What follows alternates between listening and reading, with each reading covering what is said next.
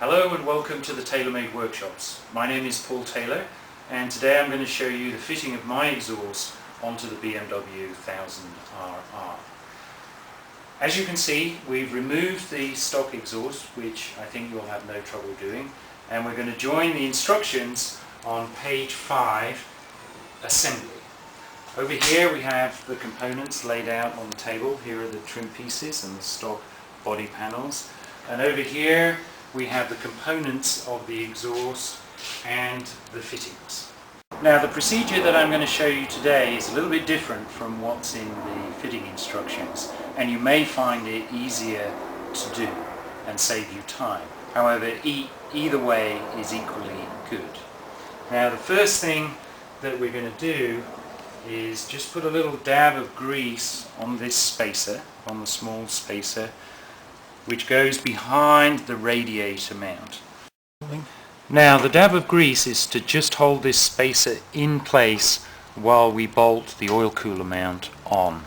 So we've got the spacer in place behind the oil cooler mount, and now I'm just putting in the bolt and tightening it up.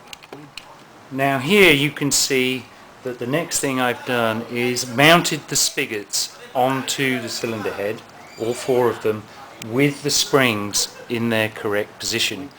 These are the muffler mounting brackets. There's a left-hand bracket and a right-hand bracket. Please note how they are different shapes. The mounting brackets bolt into the stock mounting points. This is the right-hand bracket, and right now I'm just going to put the bolt in finger tight and similar. Here is the left-hand bracket being mounted in position. Again, just finger tight. To help assembly, I really recommend that you use a light oil like WD-40 around the slip joints. Just give it a quick dab and then mix it around. We also want to do the same with the slip joints of the muffler. Dab of oil, mix it around. After lubrication, join the headers into the mufflers. Just finger tight, again, just loosely, both sides, like that.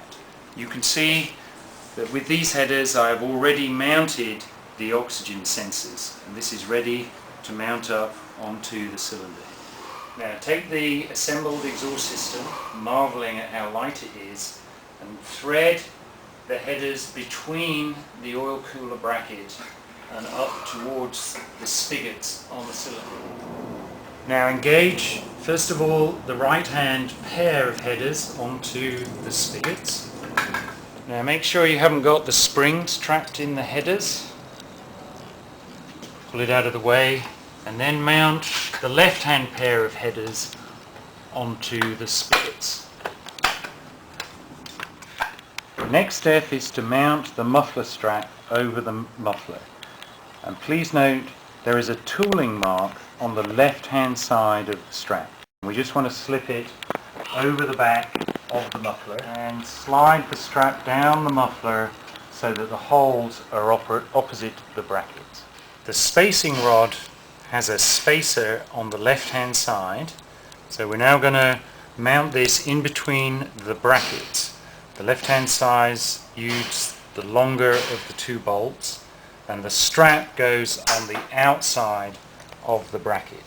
So bolt through the strap, through the bracket, then the spacer, thread on the rod just finger tight at this stage. Using a short bolt, the strap on the outside of the bracket, thread the bolt into the other side of the rod. Before tightening up the bolts, we just want to give it a wiggle to seat the muffler in the straps, and what you're looking for is the thickness of your finger from the exit to the rear tire, and just manipulate. You can pull the muffler in the strap to get the clearance necessary. So now we're ready to go around and tighten up the bolts. 10mm wrench, put that around the spacer, and then first tighten up the strap, and then tighten up the bracket bolt into the chassis. Repeat on the other side, on the left side. Now we have the muffler in place, go round and mount all of the springs with the spring puller provided, both at the muffler and at the headers. Reconnect the O2 sensor cables, make sure it's seated well, push the connector back on to the engine. And the same for the left hand side, follow the original cable routing, reconnect the cable, push the connector back on to the engine. Before installing the body panels, just pull back the insulation just around the rear of the fairing. When you replace the body panels, don't forget to reconnect the turn signals. The bodywork is now all back on, and there's just a couple of bolts that I haven't fitted. The one at the rear and this small bolt here at the back. I've tightened up the nuts on the end of the cables, and I'm just going to zip tie them back out of the way to the muffler mounting bracket. The right hand trim is mounted by this long bolt, and this is the stock washer from your exhaust, so retrieve that and place it over the bolt. Now the right hand trim fits inside of the stock bodywork, up behind the footrest and over the exit of the muffler. Just slip that over there, and now you can see it's held in place by the front of the carbon trim, and the stock bolt goes through the outside. The upper mount goes through the footrest, and the spacer is placed behind the footrest, and then the bolt goes through the carbon trim. At this stage you want to check that the exit of the muffler is making no contact with the carbon, and as you can see here, the exit extends beyond the carbon. Now, if the exit of the muffler is not central in the hole of the carbon trim piece, what we need to do is remove the carbon trim piece and then physically move the end of the muffler into position. Now, if your muffler exit needs some adjustment, we've removed the carbon trim piece and just grab it and move it into the position it needs to be. This is perfectly safe to do, and it's really just centralizing the slip joints of the muffler onto the headers. We've got our muffler exit in position in the trim piece. We've got the top two mounting points bolted up, and the final one is underneath the trim and screws into the rear of the muffler. Once we have this one in, we then want to go around and tighten each of the three mounting points. Now we have the trim piece tightened up, we want to tuck in the insulation over the top of the overlap of the trim, and then this little trim grip, you can just push that to grip. Now on the left hand side we want to start with the stock bodywork just resting on the end of the gear shift lever. Slip the body panel up behind the side stand, and then pull the side stand down as you push the trim piece forwards, making sure that the front goes inside of the belly pan. Now it's slipped all the way in.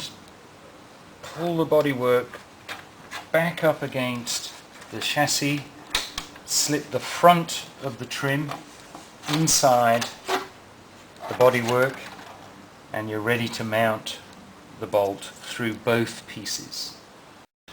The rear of the left-hand trim pieces again mounts with a small screw onto the back of the muffler.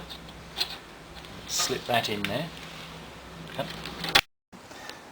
And at the front of the trim, we again want to push the insulation back over the top of the trim and pull the two pieces together with the trim grip. That goes over both the carbon trim and the stock bodywork. Once that's in position, just go back over and make sure that the panel bolts are tight. The final piece of the jigsaw is this stock bolt in the back of the belly pan. Just tighten that one up and then we're ready to go. Now we've got everything together, everything's mounted.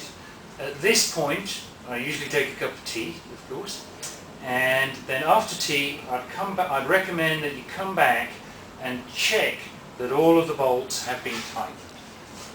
So let's just give it a quick going over, a little bit loose there, so check every bolt and then you're ready to fire it up for the first time. So let's hope we've done it all correctly.